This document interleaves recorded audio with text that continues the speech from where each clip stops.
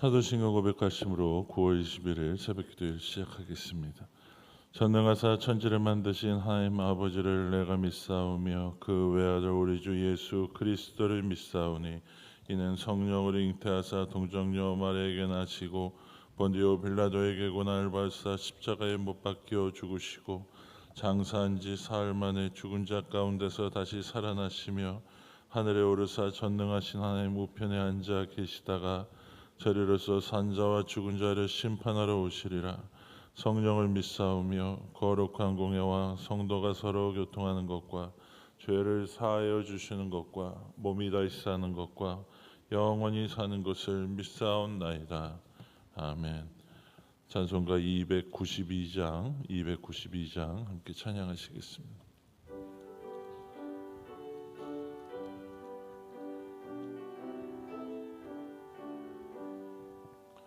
주 없이 살 수 없 죄인의 구주여 그 귀한 법의 피로 날 구속하소서.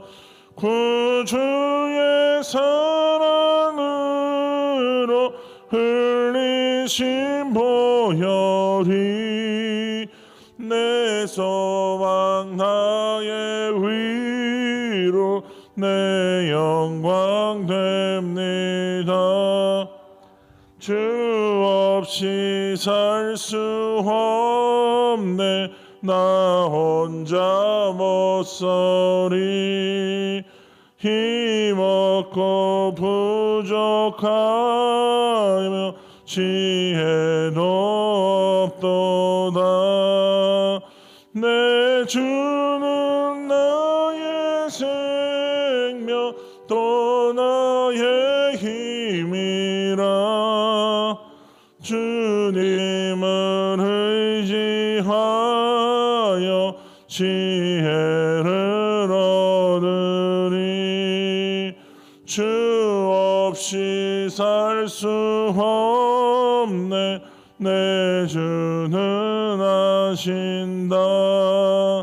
내 영의 깊은 간구 마음의 소원을 주밖에 나의 마음 네 알아주리요. 내 마음 위로하사 평온케 하시네. 주 없이 살 수 없네 세월이 흐르고 이 깊은 고독 속에 내 생명 끝나도 사나운 풍랑일 때 날 지켜주시니. 내 곁에 계신 주님 늘 힘이 됩니다. 아멘.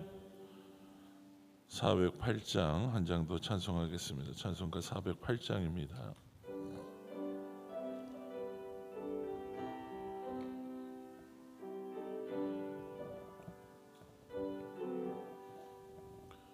나 어느 곳에 있든지 늘 마음이 편하다. 주 예수 주신 평안함 늘 충만하도다. 나의 마음속이 늘 평안해. 나의 마음속이 늘 평안해. 악한 죄 파도가 많으나 마음이 늘 평안해. 내 마음에서 없는 영생수와 목마름 다시 없으니 늘 평안하도다. 나의 마음속이 늘 평안해.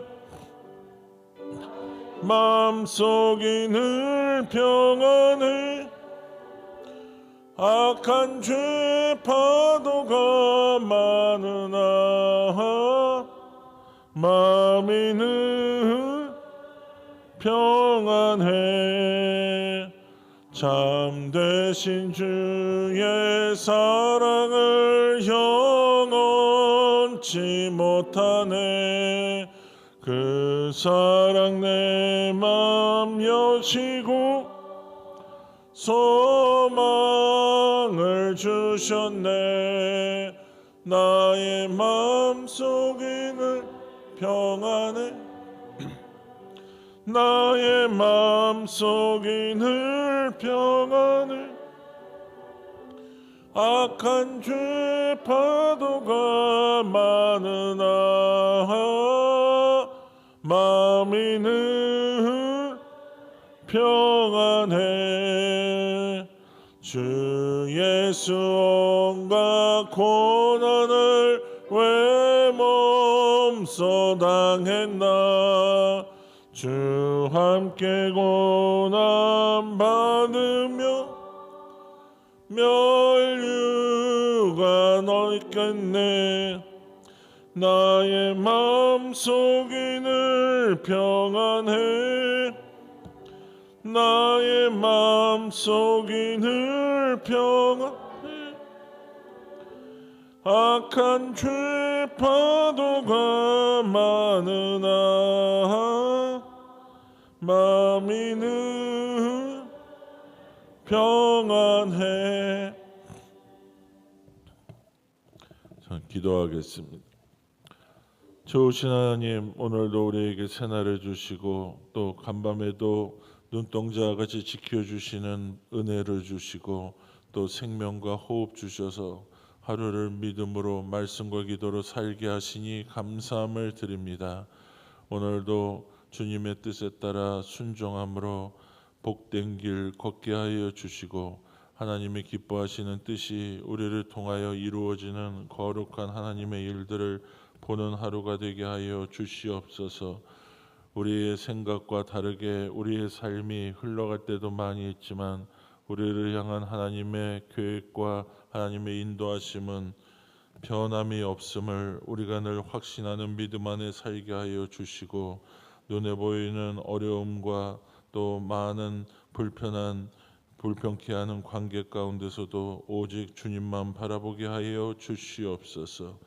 오늘도 또 가정마다 개인마다 기도하는 모든 기도의 제목들을 들으시고 하나님의 뜻에 합당한 고백이 되게 하시고 하나님의 일들을 경험하는 거룩한 간구가 되도록 주께서 인도하여 주시옵소서.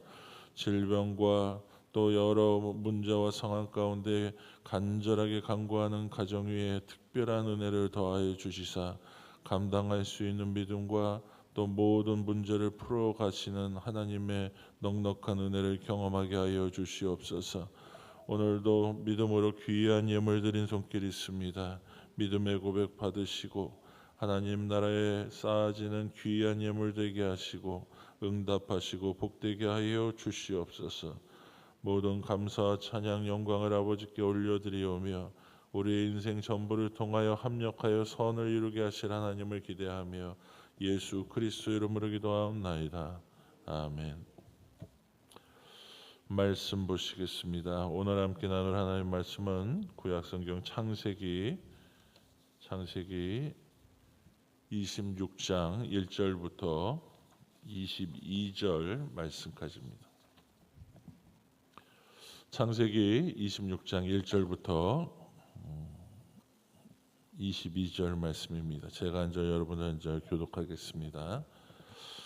아브라함 때 첫 흉년이 들었더니 그 땅에 또 흉년이 들매 이삭이 그랄로 가서 블레셋 왕 아비멜렉에게 이르렀더니 여호와께서 이삭에게 나타나 이르시되 애굽으로 내려가지 말고 내가 내게 지시하는 땅에 거주하라. 이 땅에 거류하면 내가 너와 함께 있어 내게 복을 주고 내가 이 모든 땅을 너와 내 자손에게 주리라. 내가 내 아버지 아브라함에게 맹세한 것을 이루어 내 자손을 하늘의 별과 같이 번성하게 하며 이 모든 땅을 내 자손에게 주리니 내 자손으로 말미암아 천하 만민이 복을 받으리라. 이는 아브라함이 내 말을 순종하고 내 명령과 내 계명과 내 율례와 내 법도를 지켰음이라 하시니라. 이삭이 그랄에 거주하였더니 그곳 사람들이 그의 아내에 대하여 물으매 그가 말하기를 그는 내 누이라 하였으니 리브가는 보기에 아리따움으로 그곳 백성이 리브가로 말미암아 자기를 죽일까 하여 그는 내 아내라 하기를 두려워함이었더라. 이삭이 거기 오래 거주하였더니 이삭이 그 아내 리브가를 껴안은 것을 블레셋 왕 아비멜렉이 창으로 내려 본지라. 이에 아비멜렉이 이삭을 불러 이르되 그가 분명히 내 아내거늘 어찌 내 누이라 하였느냐. 이삭이 그에게 대답하되 내 생각에 그로 말미암아 내가 죽게 될까 두려워하였음이로다. 아비멜렉이 이르되 내가 어찌 우리에게 이렇게 행하였느냐. 백성 중 하나가 내 아내와 동침할 뻔하였도다. 내가 죄를 우리에게 입혔으리라. 아비멜렉이 이에 모든 백성에게 명하여 이르되 이 사람이나 그의 아내를 범하는 자는 죽이리라 하였더라. 이삭이 그 땅에서 농사하여 그 해에 백배나 얻었고 여호와께서 복을 주심으로 그 사람이 창대하고 왕성하여 마침내 거부가 되어 양과 소가 떼를 이루고 종이 심이 많으므로 블레셋 사람이 그를 치게 하여 그 아버지 아브람 때에 그 아버지의 종들이 판 모든 우물을 막고 흙으로 메웠더라. 아비멜렉이 이삭에게 이르되 내가 우리보다 크게 강성한즉 우리를 떠나라. 이삭이 그것을 떠나 그랄 골짜기에 장막을 치고 거기 거류하며 그 아버지 아브라함 때에 팠던 우물들을 다시 팠으니 이는 아브라함이 죽은 후에 블레셋 사람이 그 우물들을 메웠습니다. 이삭이 그 우물들의 이름을 그의 아버지가 부르던 이름대로 불렀더라. 이삭의 종들이 골짜기를 파서 샘 근원을 얻었더니 그날 목자들이 이삭의 목자와 다투어 이르되 이 물은 우리의 것이라 하며 이삭이 그 다툼으로 말미암아 그 우물 이름을 에색이라 하였으며 또 다른 우물을 팠더니 그들이 또 다툼으로 그 이름을 신나라 하였으며 이삭이 거기서 옮겨 다른 우물을 팠더니 그들이 다투지 아니하였으므로 그 이름을 르호봇이라 하여 이르되 이제는 여호와께서 우리를 위하여 넓게 하셨으니 이 땅에서 우리가 번성하리로다 하였더라. 아멘. 오늘도 기도 자리 예배 자리에 오신 여러분과 영상으로 예배하는 우리 청학교의 모든 성도님들을 위해 하나님의 은혜와 평강이 함께하길 축원드립니다. 옆에 있는 분들과 함께 인사하시죠. 날마다 기도로 삽시다 하고 인사하시겠습니다. 날마다 기도로 삽시다.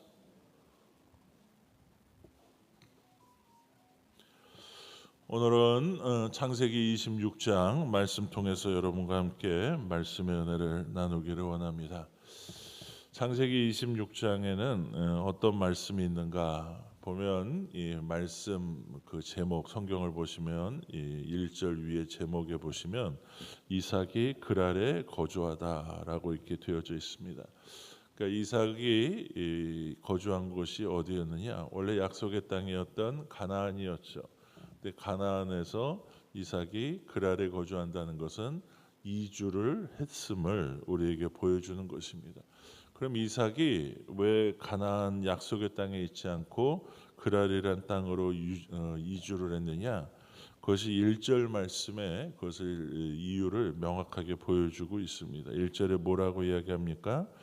아브라함 때 첫 흉년이 들었는데 그 땅에 또 뭐가 어떻게 되었다고요? 또 흉년이 들었다라고 하는 것이죠. 흉년이 드는 이유가 무엇일까요? 흉년이라는 것은 비가 오지 않고 농사가 제대로 되지 않아서 먹을 것이 없는 아주 이렇게 극심한 상태를 우리는 이 흉년이라고 이렇게 이야기를 합니다. 근데 하나님께서 특별히 어떤 흉년이나 가뭄이나 기근을 주시는 때가 있죠. 그 이유가 뭐냐? 그것은 대부분 하나님께서 징계 수단으로 사용하실 때 그렇게 하시는 것들을 많이 보게 됩니다.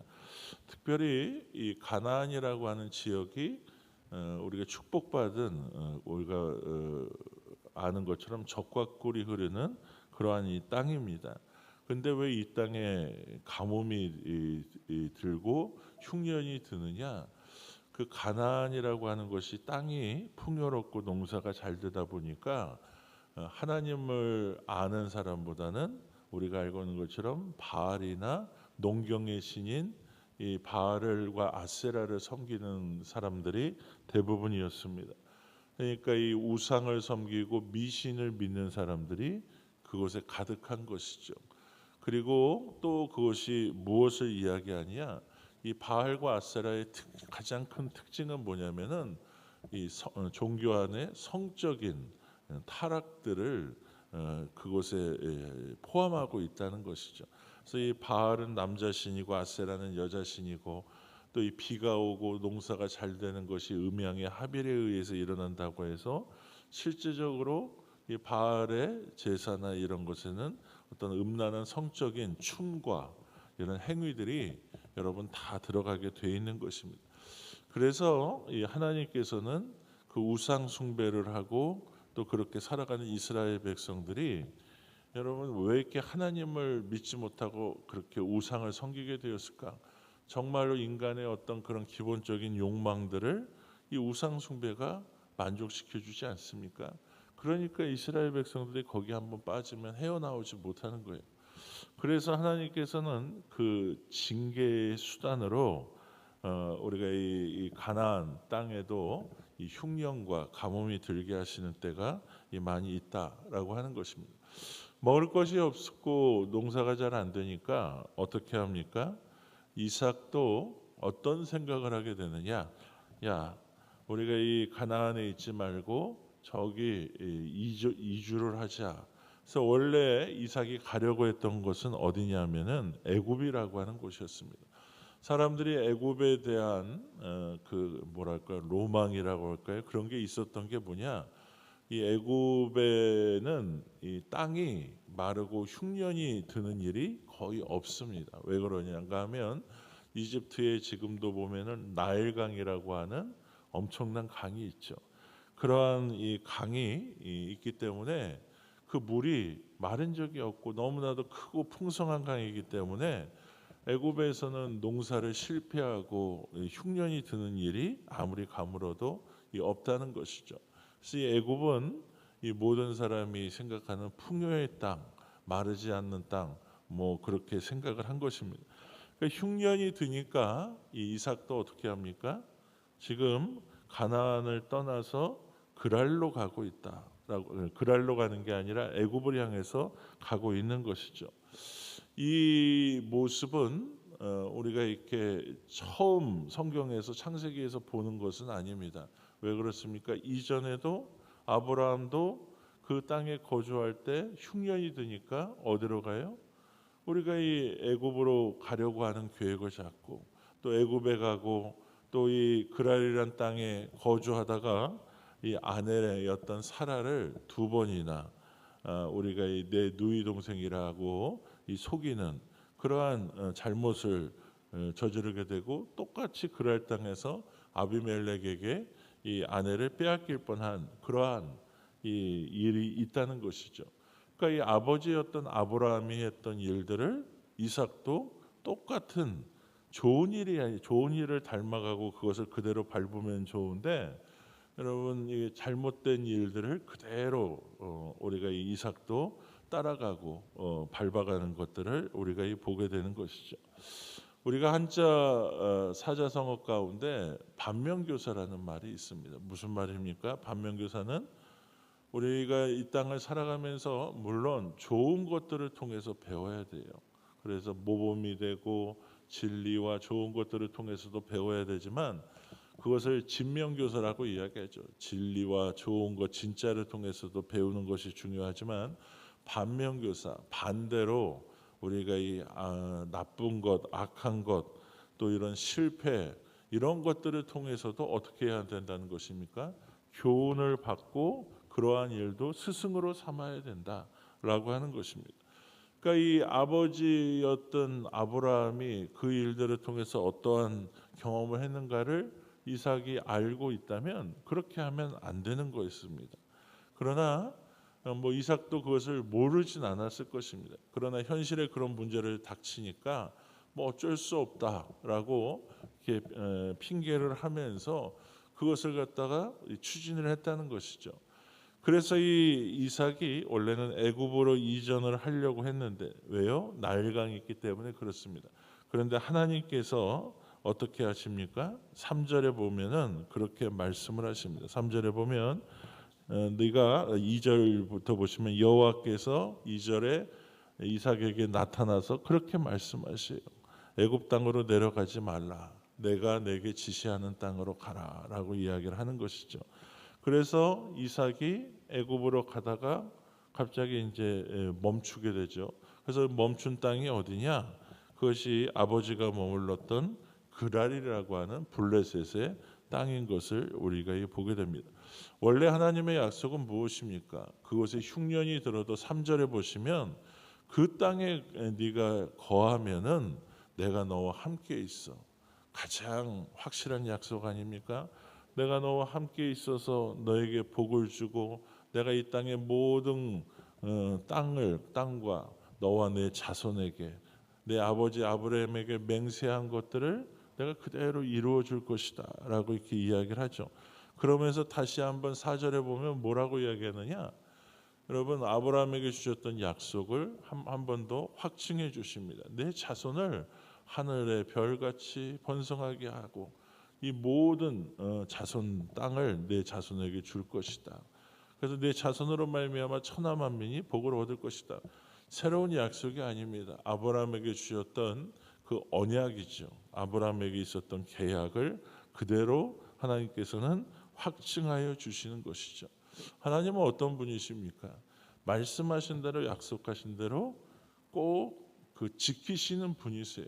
우리 사람들처럼 환경이 어려우니까 상황이 어려우니까 어쩔 수 없다고 그 약속을 뒤집어 버리는 분이 아니라 하나님께서는 그 약속하신 것, 아버지 아브라함에게 약속하신 것을 이삭에게 확인시켜 주시고 내가 그대로 하겠다. 복 주고 보호하고 공급하겠다라고 이야기하죠. 하나님께서 이삭에게 요구하시는 것이 도대체 무엇입니까? 특별한 것들을 요구하시는 게 아닙니다. 하나님의 약속을 믿고 하나님께 소망을 두고 살아가라는 것이죠. 눈에 보이는 환경이나 또 내가 생각하기에는 못 살겠어 하면서 내 생각을 기준으로 그냥 판단하고 성급하게 막 그렇게 다른 사람들이 다 못 살겠다고 그냥 다 애굽으로 이주하니까 우리도 그래야겠다고 이러한 사람들의 어떤 유행이나 여론 이런 거에서 살지 말고 약속대로 말씀을 믿고 소망을 하나님께 두고 살라는 것입니다. 그래서 하나님께서 이삭에게 애굽을 향해 가는 이삭에게 멈춰라 하면서 다시 한번 확증해 주신 게 뭐냐? 아브라함에게 주셨던 약속을 확인해 주셨다는 것입니다. 그래서 6절에 보면은 이삭이 애굽을 향해서 가다가 어떻게 합니까? 가다가 멈추죠. 그렇다고 해서 또 흉년이 든 그 가나안에 머물 수는 없으니까 블레셋의 땅이었던 그랄에 거주하게 된 것을 보게 됩니다.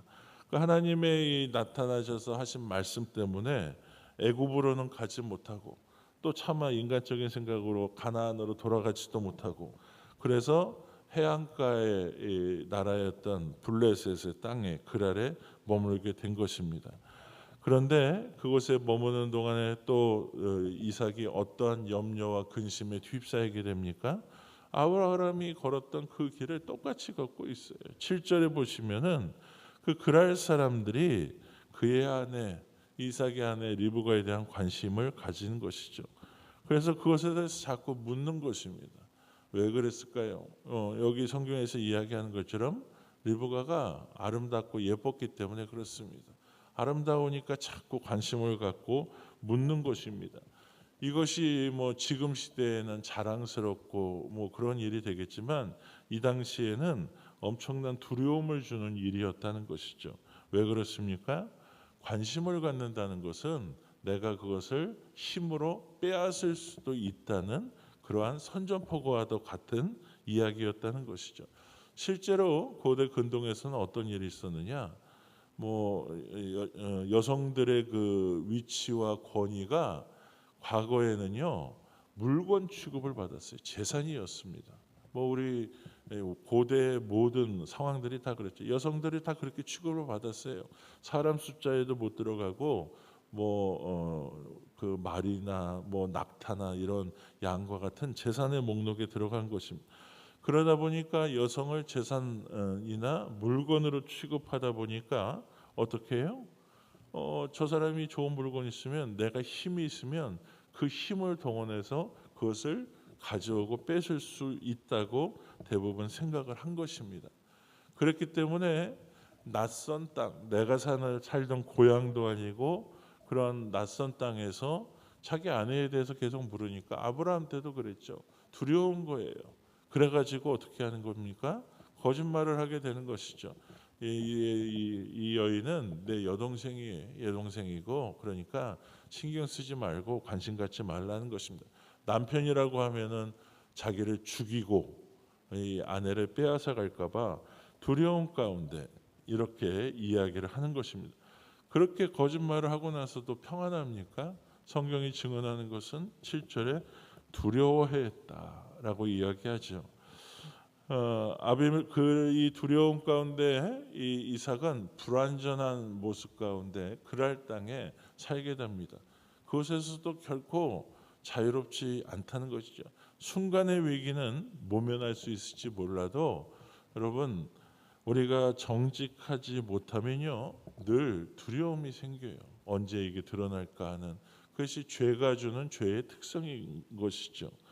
아니나 다를까 8절에 보면 어떤 일이 일어나게 됩니까?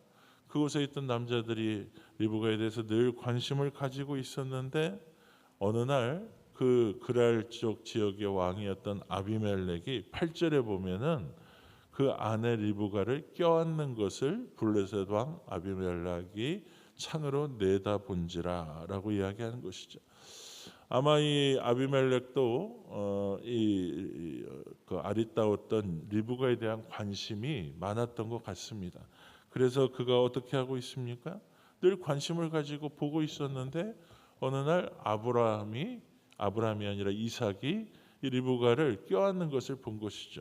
근데 여러분이 껴안다는 말이 굉장히 점잖게 표현된 건데 이 히브리어의 원뜻을 보면은 우리가 이것이 성적인 관계를 포함한 단어입니다. 그러니까 이 부부간의 어떤 성적인 그런 관계를 이야기를 하는 것이죠. 그러한 일들을 아비멜렉이 보게 된 것입니다. 놀랬겠죠. 그래서 9절에 보면은 뭐라고 이야기합니까? 이삭을 소환을 합니다. 이삭을 불러가지고 뭐라고 이야기합니까? 야, 네가 분명히 누이라고 하지 않았냐? 그랬더니 이삭이 그때서야 사실을 고백을 하죠. 내 생각에 내가 저 아내라고 하면은 내가 죽게 될까봐 두려워서 그랬습니다라고 이렇게 이야기합니다. 그랬을 때 이 아비멜렉의 이야기가 무엇입니까? 10절 말씀에 보면 아비멜렉은 그렇게 이야기를 합니다. 내가 어찌해서 우리에게 이렇게 행했느냐 하면서 백성 중에 하나가, 사실은 그 백성 중에 하나가 자기도 포함된 것이겠죠. 내 아내와 동침할 뻔했다는 것이죠.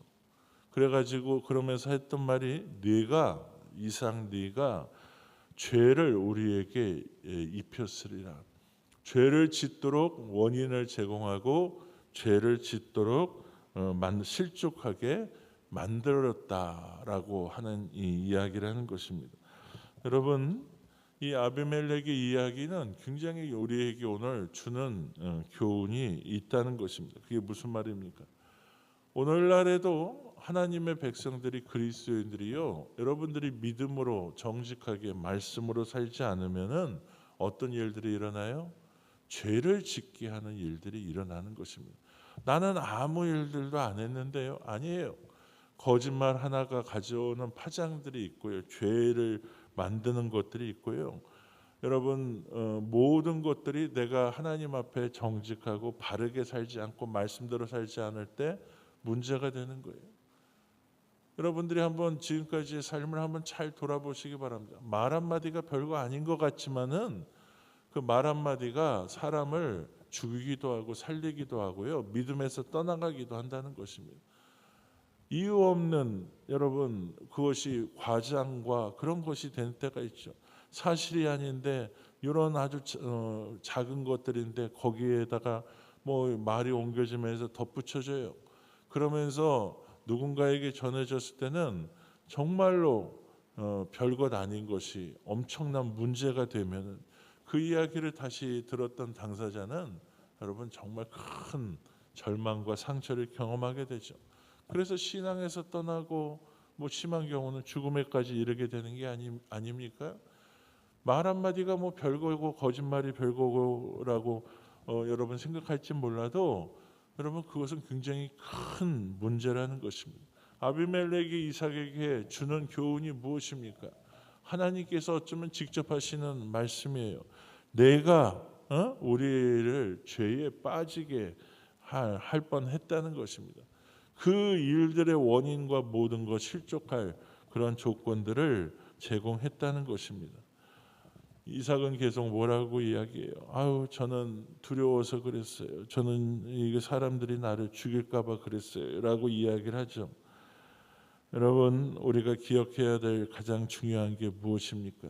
11절에 보면은 아비멜렉이 어떤 명령을 내리느냐? 모든 백성에게 말하는데 이 사람이나 이 아내를 범하는 자는 죽이리라 하였더라. 11절에 보시면 그렇게 이야기를 해요. 이 말이 무슨 말입니까? 이삭이 염려하고 근심하던 것, 자기가 거짓말하고 자기가 뭔가를 해결해 보려고 할 때 절대 그것이 해결되지 않습니다. 두려움이 없어지지 않아요.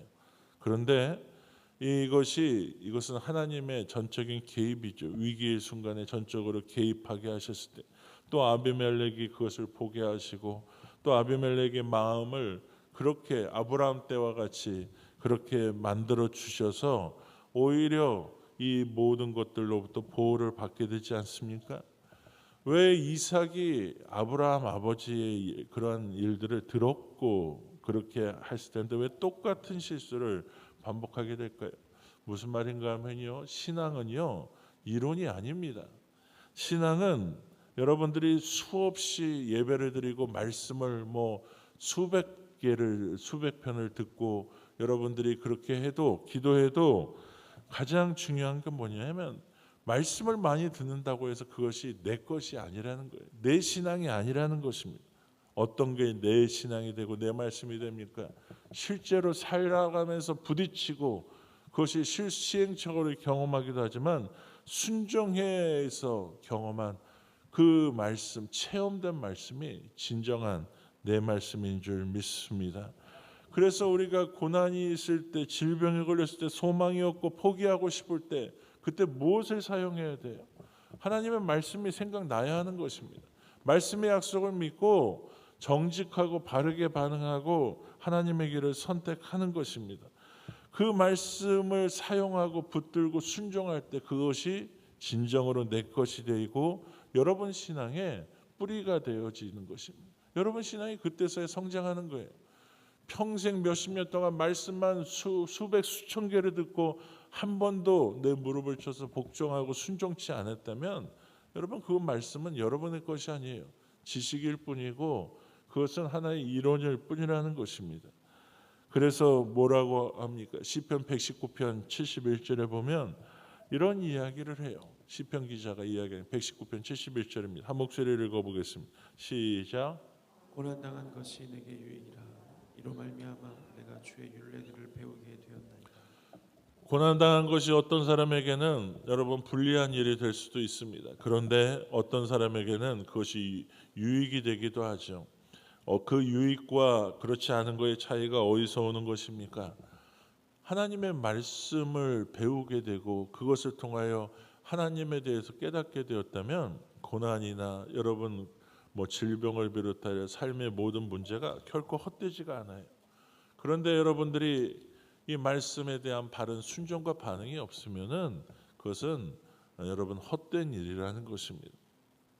이삭은 이런 일들을 통해서 뭘 배우게 됩니까? 아, 하나님이 다스리시구나. 하나님이 함께 하셔야 되는구나. 내가 두려워하고 내가 염려하고 내가 인간적으로 어떤 방법을 만든다고 해서 그것이 다 이루어지는 게 아니구나. 하나님이 통치하셔야 되는구나. 우리가 하나님의 그 다스림을 믿고 살 때 그것이 우리에게 체험되는 줄 믿습니다. 그래서 반면교사라고 하죠. 잘못되고 실수를 통해서도 배우면은 그것이 유익이 되는 것입니다. 그래서 말씀을 통하여 삶의 경험을 통하여 어떻게 해요? 버릴 것이 하나도 없는 것이죠. 배우고 성장하는 믿음이 되어야 할 줄로 믿습니다. 특별히 실패와 고난이 있을 때 그 시간이 여러분들에게 성장과 성숙에 있는 하나님의 시간이 되기를 축원드립니다. 그러고 나서 이삭이 했던 일들이 무엇입니까? 애굽을 가려다 말고 그랄에 하나님의 명령에 따라서 주저앉죠. 주저앉았는데 12절 이하에 보면 그 땅에서 목축을 했던 이삭이 처음으로 농사를 짓습니다. 근데 그의 그 소출을 얼마나 얻었다고요? 100배나 얻었다. 12절에 보면 100배나 얻었다. 정말로 놀라운 일이죠. 처음 해볼 수도 있었던 일들인데 하나님께서 축복하시니까 우리가 12절에 분명하게 증언하는 것이 여호와께서 복을 주셨다. 이렇게 하나님의 백성은 사는 것입니다. 그래서 13절에 이삭이 창대하고 왕성하여 거부가 되었습니다. 그냥 굴러 돌아와서 그냥 잠시 살 줄 알았는데 순식간에 그 땅에 유지가 되어버린 것입니다. 그런데다가 14절에 보면 양과 소가 때를 이루고 종도 심이 많으니까 이제는 별거 아니라고 생각했는데 블레셋 사람들이 불편해하고 시기하기 시작했습니다. 그래서 갈등이 또 시작돼요. 갈등이 어떻게 시작됩니까?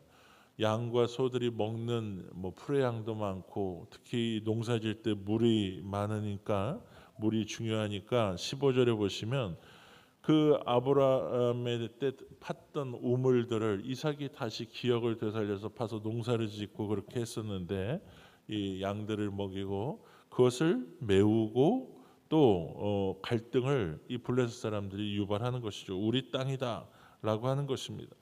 이삭이 이것에 대해서 반응하는 것은 두 가지 선택이죠. 그 땅을 떠나든지 싸우든지 그렇게 해야 되는 것입니다.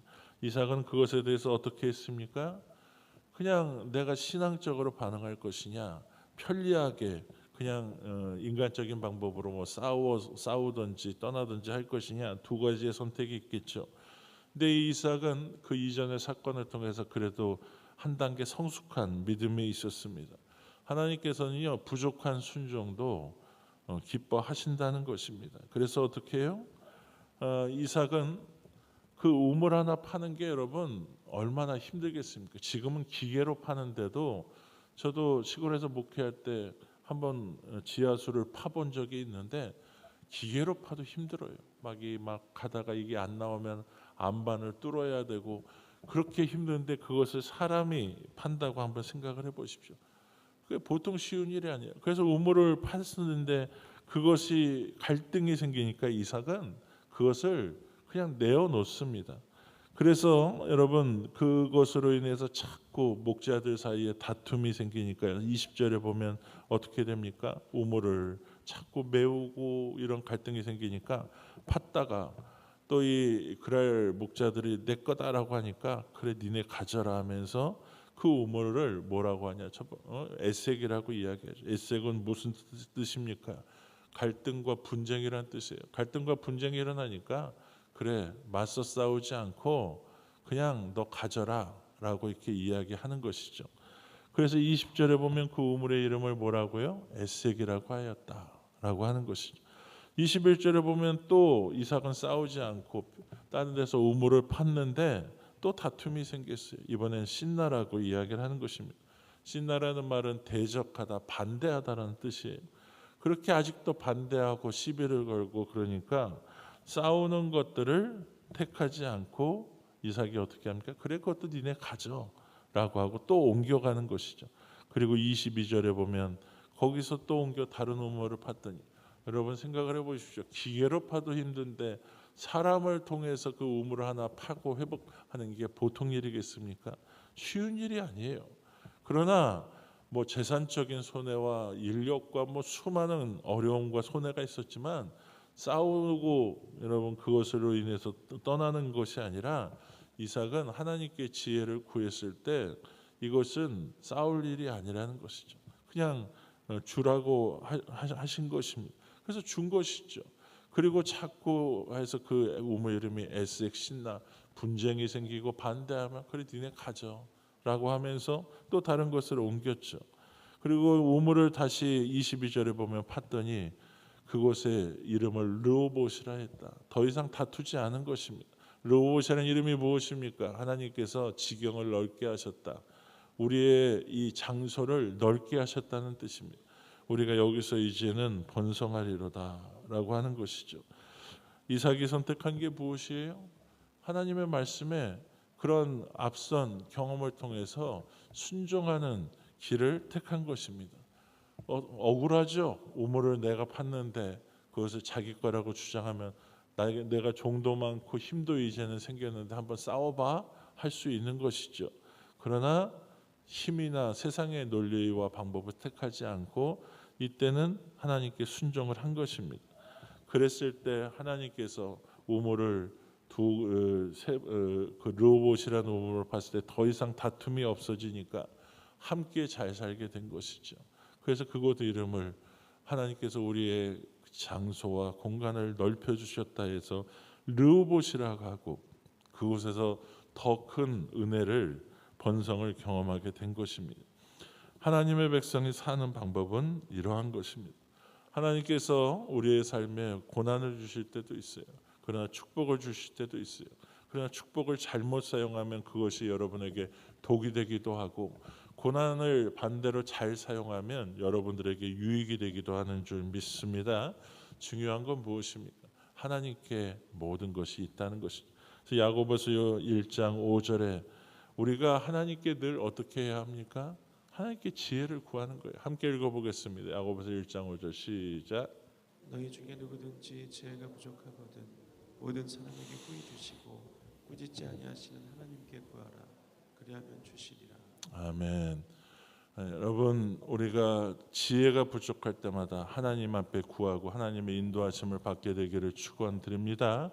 또 한 가지 이삭을 통해서 볼 것은 갈라디아서 6장 9절의 말씀처럼 우리가 선한 일 믿음으로 살아가면서도 낙심하지 말라는 것입니다. 선을 행하되 낙심하지 않고 포기하지 않으면 때가 이르면 하나님께서 우리를 이루게 하시고 거두게 하실 줄 믿습니다. 이 믿음으로 오늘을 살아가기를 축원드립니다. 원하십니까? 오늘 말씀 붙들고 이 시간 1, 2분만 통성으로 말씀에 결단하며 기도하도록 하겠습니다. 합심하여 기도하겠습니다. 살아계신 아버지 하나님, 오늘도 새벽을 깨어 기도하며 하나님의 은혜를 구합니다. 하나님, 인간적인 생각과 방법과 환경과 감정에 따라 살지 않도록 도와주시고 말씀에 따라 오늘도 선택하며 말씀에 따라 반응하며 살아가도록 도와주시옵소서. 고난과 축복이 우리 안에 하나님 두 손에 함께 우리에게 역사하고 주어질 때마다 어떤 것도 버릴 것 없이 그것을 통하여 유익과 복을 누리는 우리 모두가 되게 하여 주시옵소서. 믿음의 순종과 결단 반응들 허락하여 주시옵소서. 지금은 순종의 모범이 되어 하나님의 뜻을 이루신 예수 그리스도의 크신 은혜와 오늘도 우리에게 고난과 축복을 통하여 우리를 훈련해 가시고 하나님의 백성으로 만들어 가시는 아버지 하나님의 넓고 크신 사랑하심과 우리 안에 계셔서 믿음으로 살아가도록 순종하며 살아가도록 하나님의 길을 걷도록 고난 가운데서도 우리를 인도하시는 성령의 역사하심이 오늘 예배하며 말씀대로 살고자 결단하는 모든 성도들과 그들의 가정과 일터와 자녀들 위해 건강 위해 지금으로부터 영원토록 함께 하시길 간절히 축원하옵나이다. 아멘. 오늘 말씀 붙들고 이 시간 주여 세 번 부르고 기도하시다 자유롭게 돌아가시겠습니다. 주여 주여 주여. 살아계신 아버지 하나님, 오늘도 우리를 불러주시고 은혜 아래 하루를 시작하게 하여 주시니 주님 감사를 드립니다. 오늘도 성령 충만케 하시고 말씀이 우리 삶의 기준이요 결론이 되는 하루가 되게 하여 주시옵소서. 아버지 하나님, 우리에게도 이삭과 같이 알면서도 우리가 똑같은 실수를 반복하는 때가 많이 있음을 고백합니다.